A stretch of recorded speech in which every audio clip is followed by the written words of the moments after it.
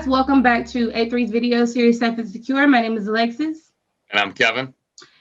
Kevin, trivia right now. This background, which movie is it from? That's a good one.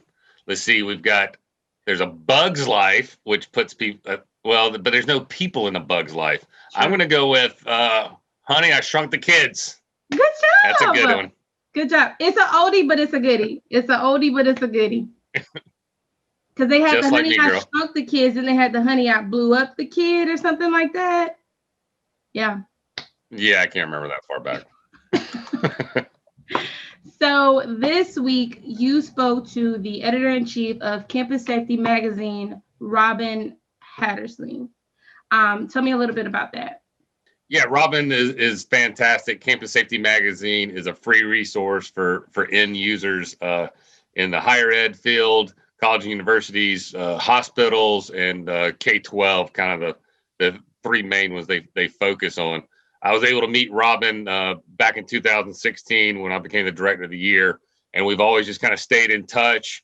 They do a lot of thought leadership, a lot of great research-based articles. Just a lot of great research comes out of that publication, in addition to conferences and other webinars and different learning series. Awesome. Well, I'm excited for this one. First editor-in-chief that we have on the show. Are you ever not excited for one of them? I'm telling you, I learn something new every single week. So I always look forward to Safe and Secure Thursdays for sure. But without further ado, here is Safe and Secure with Robin Hattersley. Robin, thanks for joining me today. I think I've known you since like 2016, I guess, when I got the Campus Safety Award. It was well deserved. Oh, thank you. I appreciate that. I've read Campus Safety Magazine for I can't even remember. I know since I was in Charleston. I mean, it's got to be close to 10 years. I don't even know how long the magazine's been around, but just tell me a little bit about the magazine and your role and what all you guys do. Okay, well, Campus Safety Magazine has actually been around since 1993, believe it or not. And it started out, it was started as a newsletter from the California College and University Police Chiefs Association. And it's grown, obviously. So we now not only go to colleges, but obviously K through 12 schools and school districts, healthcare facilities, hospitals, places like that. That's awesome. So since 93, you said? Yeah. Wow. Okay. And you're a national publication, right? Are you worldwide yet, or? Well, we're read worldwide on the web because, anybody can pull up campussafetymagazine.com, anywhere in the world and read us. But we are mostly read in North America and primarily the United States. Gotcha. So what is your role with Campus Safety Magazine, and how long have you been with them? I'm the editor-in-chief, and I've been with Campus Safety Magazine for 15 years, believe it or not. That blows my mind. 2005 is when I started, and before that I was with our sister publication, Security Sales and Integration Magazine. Okay, and 15 years, I'm sure it seems like yesterday, but you are fantastic at what you do. The magazine is amazing, and hopefully everybody that's watching this is already a subscriber, and if not, they should be signing up. There you go. How do I sign up for it? How do they sign up? Well, you go to campussafetymagazine.com, and it says subscribe, and you can subscribe to our newsletters, to our magazines, and also it has information on our campus safety conferences and our webinars. We've got so much stuff up there. It's crazy. Is there a subscription fee for any of that? If you are in the United States, no. And if you qualify, so if you are a police chief, security director, facilities director, IT director, emergency management person, VP of safety and security, superintendent, gosh, anybody with that kind of title, you'll get it for free. But you know what? Anyone can get it for free if it's a digital edition. Right. Yeah, that's an amazing resource for any of them to have. The newsletter comes out once a month? Oh my gosh, it comes out 3 to 4 times a week. We have, we have a Tuesday and Thursday is our traditional newsletter, and then every other Friday is our hospital security update. We also have product showcases every other Wednesday usually. We also have a trending newsletter that comes out every Monday. So pretty much every day of the week, you can get new information on campussafetymagazine.com. Well, then you must just have a 100,000 people that work for you. I wish. Fortunately, we have an awesome web department that runs the back end, so our website actually works really well, but it's just me and my senior editor, Amy Rock, and Amy is amazing, so kudos to her. And we also do sometimes share articles with our sister publications like Security Sales and Integration. Emerald Expositions also has My Tech Decisions. We share a lot of our IT information with them. We also have Commercial Integrator, which is another trade publication. Where do you get all the information? You're pumping out all this content. Where are you getting the information? I mean, just nonstop research, or you got campus safety directors or hospital directors that are sending you guys article ideas? How does that work? It's a combination of all the above. I'm a news junkie. I'm constantly looking up, different things to find breaking news, which is featured a lot of times in our email newsletters. But we also get a lot of content from our readers who are, I don't know if you've never written an article for us, but I know you were the leader for our group projects webinar, which happened a couple months ago. You did a great job, by the way. Thank you very much. But so we get a lot of our readers involved because, I've been with Campus Safety Magazine for 15 years, but I realize that I'm not on the ground. I'm here behind a computer working in my home, and, I really rely on you guys to tell me what's going on. And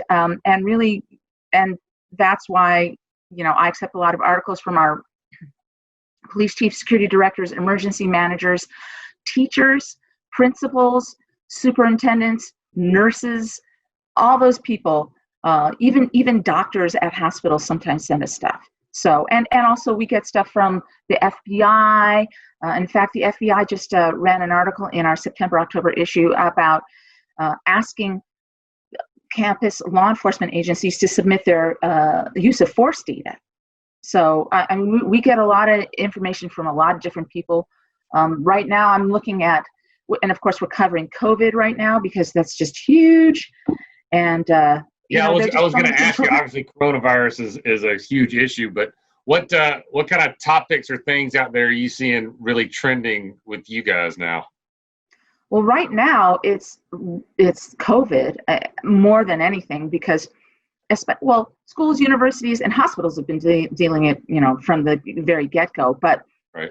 How to enforce mask-wearing mandates, whether to open, whether to close, whether to offer distance learning or some kind of hybrid. And then, if you are offering distance learning, how do you ensure that those kids are actually attending school? Those are the big things. We're also dealing with a lot of police reform issues.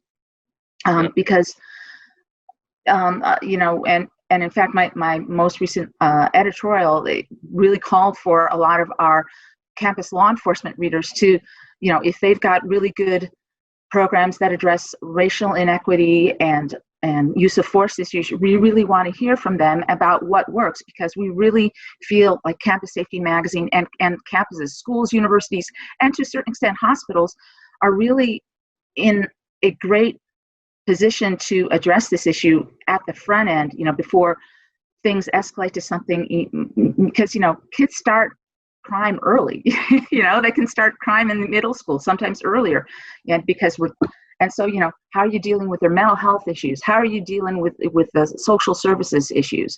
Or maybe you've got child custody disputes that, come onto campus with a K through 12 campus. You have to deal with alcohol abuse issues, particularly on college campuses, but also K through 12 campuses as well. Drug use, vaping, all those questions, all those subjects. I don't think I even answered your question, or maybe I went off on a different tangent. No, you're spot on. So that's the great thing about Campus Safety Magazine, right? Is it's not a magazine focused on security cameras and burglar alarms. Well, yes, you can find information on technology systems. Campus safety is way more than physical. You talk about the mental health aspects and the drug aspects and the you name it aspects, right? So that's what really, I think, sets you guys apart, is that you understand that campus safety is holistic. There's a lot of pieces to this puzzle, and it takes an army of people to figure out the deal, and you guys kind of condense it, put it into a nice little magazine that we can read through, and it's just a great resource. I cannot remember. I know the magazine, right? And I know I can find it online. What other educational opportunities do you guys have out there for people in the field? Well, we have our campus safety conferences, which I believe they're happening. We had to cancel our in-person conferences this year because of COVID, obviously, as practically everybody else did. But we're going to have 3 this next year. One in Bethesda, Maryland, one in Las Vegas, and one Texas somewhere. It's a big state, I know, but and I think they're all happening in late June, early July, or mid-July. Those are great opportunities for folks to network with their peers, and get ideas from other folks. You can also check out, we've got a lot of sponsors of those shows, and so you can, meet face-to-face with folks who are actually, selling stuff like emergency notifications, maybe stop the bleed solutions, or video surveillance solutions, or emergency notification solutions, or consulting, insurance, those kinds of things. So there's that. There's also the group projects webinar series, which you led our inaugural one, which thank you very much. I love doing it. In theory, it was an odd thing to try to do, but then once we did it, it was like, oh, that worked out great. But so trying to be interactive through Zoom is a tough road to hoe, but we did it, and I think it was successful. Yeah, and we just finished the September one, and we're actually now, I think our October one is going to be on pandemic recovery plans, which is huge issue, So all that information is on campussafetymagazine.com. Our webinars, we have probably 2 to 3, maybe even 4 webinars a month, depending on the time of year. And we'll talk from everything from vaping detection to security cameras to coming back to campus and checking to make sure your HVAC systems work so that the air circulates properly so that people don't catch COVID. I mean, it still blows my mind, all the things we have to cover. But, those are just some of the things. Well, that's amazing. So if somebody wants to get more information about Campus Safety Magazine, how they can get the subscription, get involved with you guys, attend the conferences, where should they go to find you? campussafetymagazine.com. Robin, thank you so much for doing this and being with me. I love seeing you. I hate we're not seeing each other in person, but hopefully Bethesda. Yes, or sooner. Yes, thank you.